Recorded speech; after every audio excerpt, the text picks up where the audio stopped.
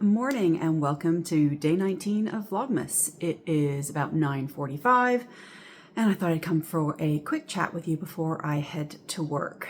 Today's weather forecast, it is a mix of rain and snow, so slushy kind of, so I don't know what the roads look okay, but I still want to leave a few minutes early just in case. And it's supposed to be rain all day today, so better than the snow they were forecasting. I don't have to shovel the snow or the rain. This is the first time I'm really having a somewhat intelligent conversation this morning. Brad was up at 4:30 this morning. So when I got up at 7:30, he crawled back into bed. So I haven't really talked to anybody this morning. So let's see how this goes. First things first, I'm going to open my Advents because I haven't done my snap thing or recorded opening them. So I thought I would do that first, and then we'll do a few questions and see how my timing goes. So, day 19 of my Yarn Indulgences Coastal Holidays. I've been loving the colors. You know, I expected the beautiful teals and turquoises and sandy kind of colors, but the corally colors and that lighthouse red still, you know, is lovely. Really have enjoyed it. So this one it's bluer than that. My lighting is really bad this morning. I'm going with almost natural light. So this is reading very gray, but there are definite blue tones to this. This is called Snowy Sky, which is appropriate. So, and then in my Scrappy Advent, my little box, is one that's already balled up. Yay, past self, I appreciate that. I don't have to wind that tonight. It's natural with speckles of gingery color and purples, reds, blues. Lovely. And my little bags always seem to be skeins. I think I'm bumping my plant beside me, sorry. So this one is going to need winding.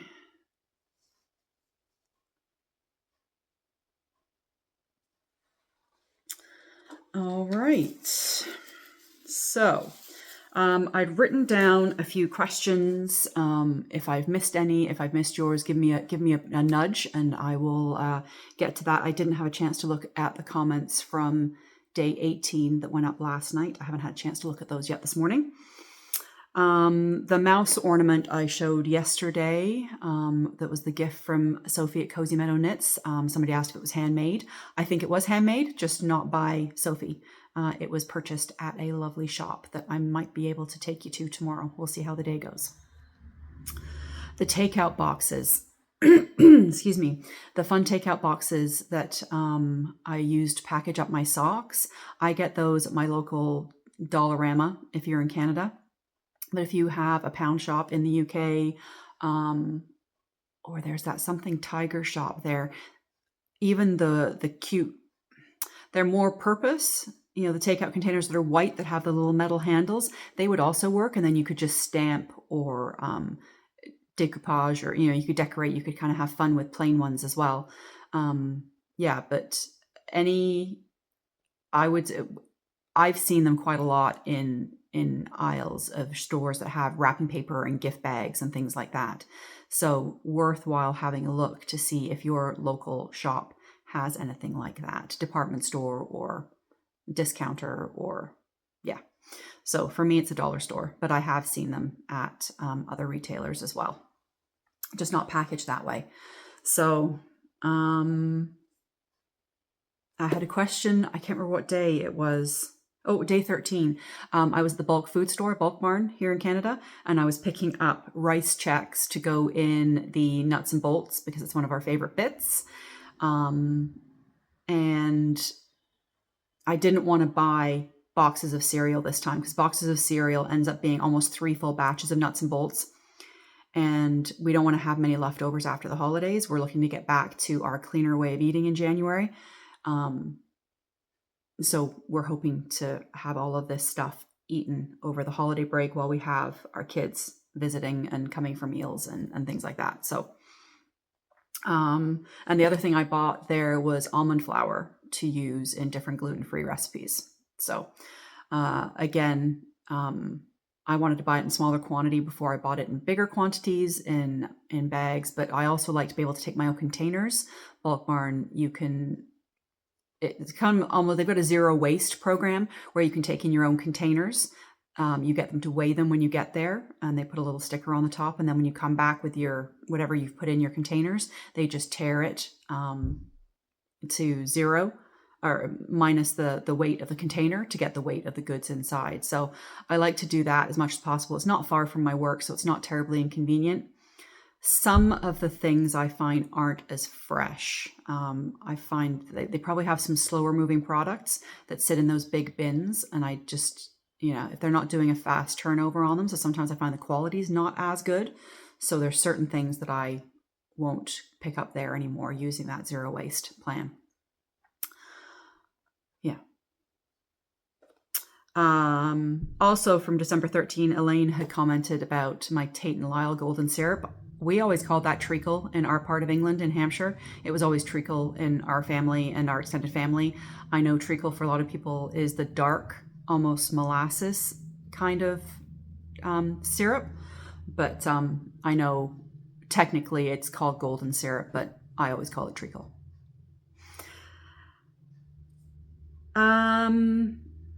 Renee asked on day 16 or 17, 15, 16, 17, somewhere around there, how I got started spinning and how I would recommend for people to start spinning if they're interested. So if you've heard this before, I talked about it on my podcast, but I started spinning. I got talked into a drop spindle. My friend Amanda, sweet skein of mine, and I were at a shop, and she's like, she found the fluff first, I think, and was really intrigued by the process and said, I'm going to get a spindle. We should do it together. So I succumbed to peer pressure and got a drop spindle and some really pretty fluff from our favorite shop in St. John, Good Vibrations, and played with that more. I liked it, and it's good to learn technique for drafting, but my spindle was too heavy. I didn't know that at the time. I like to spin quite thin, so spinning thin on a heavy drop spindle is just a recipe for the spindle the fiber to break and the spindle to drop on the floor repeatedly over and over and over again. So I wanted to take a spinning lesson on a wheel and just see how I felt about it that way. So I reached out to my friend Amanda, and I enabled her on this side and said, Liz at Good Vibrations does spinning lessons. Do you want to do it with me? So we did a 3-hour spinning session back in 2019 for our birthdays. Our birthdays are only a few days apart. And within 20 minutes, I think Amanda's like, oh my God, I think I'm buying a wheel. I'm like, oh. Insert swear word here. I'm also buying a wheel. So we both walked out with Kiwi Ashford 2s. I loved having that in-person information and download as to and little corrections, how to hold your hands and best practices and things like that you can get from in person when somebody's looking at your motions and what you're doing. So I would always recommend, if it's possible, if you have a local guild or if you have a shop we drove an hour and a half to get to our lesson. If you've got it, it's worth making a bit of an excursion to get that in person. YouTube is fabulous and can show you a lot of things, but it cannot give you feedback on what you're doing. And that for me was invaluable in giving me confidence on what I was doing and what I could do differently, not better, just differently. Liz is very much, let your spinning be what it's going to be. I was driving her a little crazy because I was unspinning it a little bit to try and get rid of lumps and bumps, because I'm not an art yarn spinner. I like mine consistent and smooth. So I think I was driving her a little bit nuts with that perfection. But if possible at all, I would recommend in person. I think I would, even though my drop spindling wasn't overly successful, I would still probably recommend starting with a spindle, because it is an inexpensive way to get into this new yarn adjacent hobby. I also love my e-spinners, that. So I still have my Kiwi my Ashford Kiwi 2. I also have 2 e-spinners from the Dreaming Robots company in the United States. They sell very cost-effective e-spinners. I have my Nano, which is the little one that I run on my battery, which I love, and then I have the bigger 6. I don't, yeah, I'm of mixed feedback on starting with an e-spinner. It's nice because you don't have to worry about your feet. So with a traditional treadle spinner, a spinning wheel, you're treadling with your feet or your foot, and you're working with your hand movement as well. So it's a lot to think about all at once. But I think I learned more. I think I'm a better spinner because I learned on a spinning wheel. But that's my personal experience again. So it depends on the kind of learner that you are. And yeah, if you have a friend who's got an e-spinner or a spinning wheel, that they wouldn't mind, you know, letting you take it for a whirl to give it a try. Like I said, a local guild, which I don't have, but I did have friends who had wheels. So yeah, I don't know if I'd jump right in and get an e-spinner or a wheel, quite frankly, without having tried it first. So that's my journey and I guess my recommendations. But again, that's based on me and the way I learn. So take that for what it's worth. And okay, got a few more minutes.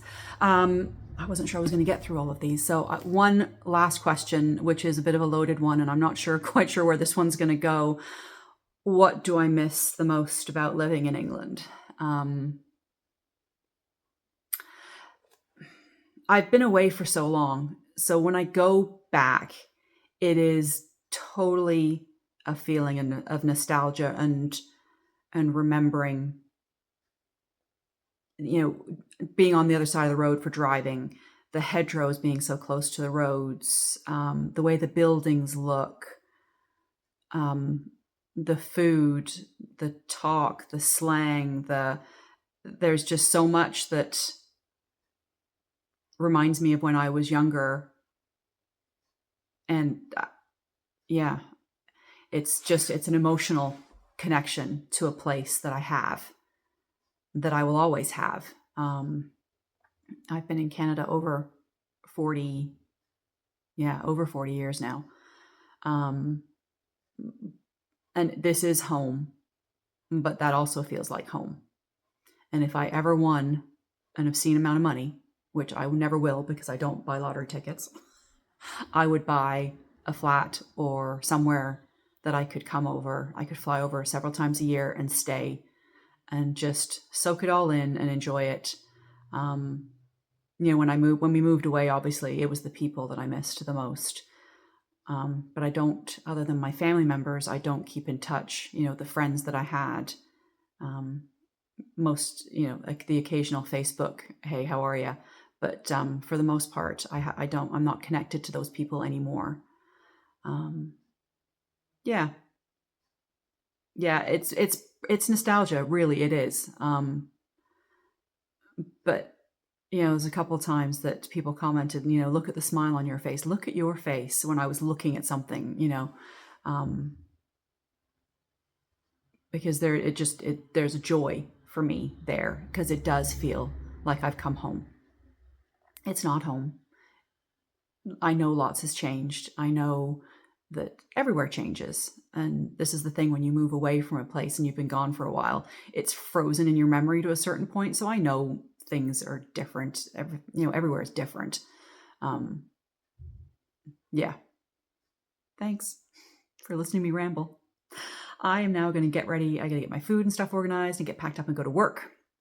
I don't know what else you'll see from me today. But yeah, I'll check in with you before I sign off for the day. But hopefully I'll have some sights and sounds from my day, but we'll see.